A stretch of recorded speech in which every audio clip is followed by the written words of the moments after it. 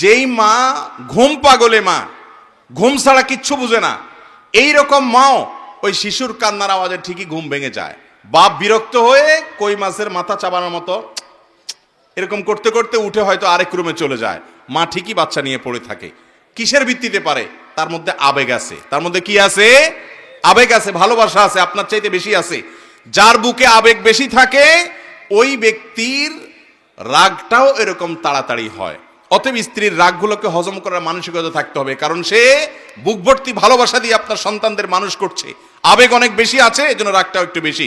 হজম করার চেষ্টা করতে হবে। দাম্পত্য জীবনে তার কষ্ট হয় এরকম কোনো বিষয় করা যাবে না। একই কথা মহিলাদের জন্য প্রযোজ্য, যে স্বামী কোন কথা একটু খেপে।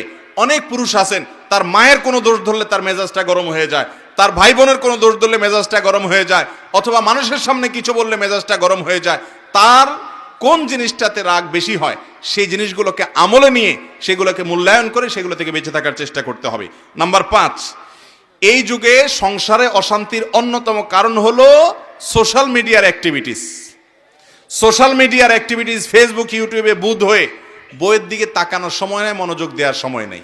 আপনি ফেসবুকে ইটিস বিটিস করতেছেন অন্যদের সাথে, লাইক কমেন্ট গুনতে গুনতে দিন যাচ্ছে, বইয়ের সাথে কথা বলার সময় নাই। একই কথা মহিলার জন্য প্রযোজ্য। মহিলা দেখা যাচ্ছে যে ওই সিরিয়াল দেখতে দেখতে শেষ, স্বামী আসছে, দরজা খুলে দিছে, বসো, আর সে দেখে আছে ওইদিকে। এই যে মহিলারা টেলিভিশন এবং মহিলাদের মধ্যে সোশ্যাল মিডিয়ার এডিকশন আজকাল বেড়েছে, পুরুষদের মধ্যেও। এটার নিয়ন্ত্রণ যদি কেউ করতে না পারে তার দাম্পত্য জীবনের শান্তি কখনো আসবে।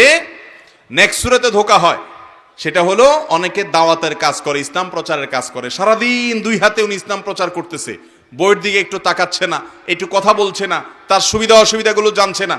এগুলো আজকাল সংসারগুলোতে অশান্তি হওয়ার অন্যতম বড় কারণ হলো এই সোশ্যাল মিডিয়ার এডিকশন। এটাকে নিয়ন্ত্রণ করতে না জানলে সাংসারিক জীবনে কখনো শান্তি আসবে। অতএব ভাইরা আমার, বাসা বাড়িতে কোনো গ্যাঞ্জাম নিয়ে ঢুকবেন না। অফিস আদালতের যত ঝামেলা আছে দরজার বাইরে ফেলে রেখে বাসায় ঢুকবেন। আর মহিলারাও বাসার কোনো গ্যাঞ্জাম স্বামী বাহির থেকে আসলে পেশ করবেন না, নিজেকে ফ্রেশ হিসাবে পেশ করবেন। ইনশাল্লাহ দাম্পত্য জীবনে শান্তি আসবে।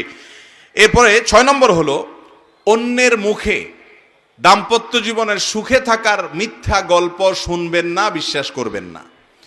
বেশিরভাগ ফ্যামিলিতে দেখা যায় যাদের সাংসারিক জীবনে অশান্তি আছে, মহিলাকে অন্য মহিলা ফুসলায়, বলে যে আপা তোমার স্বামী এরকম, আমার স্বামী তো এরকম এরকম, গল্প দেয়।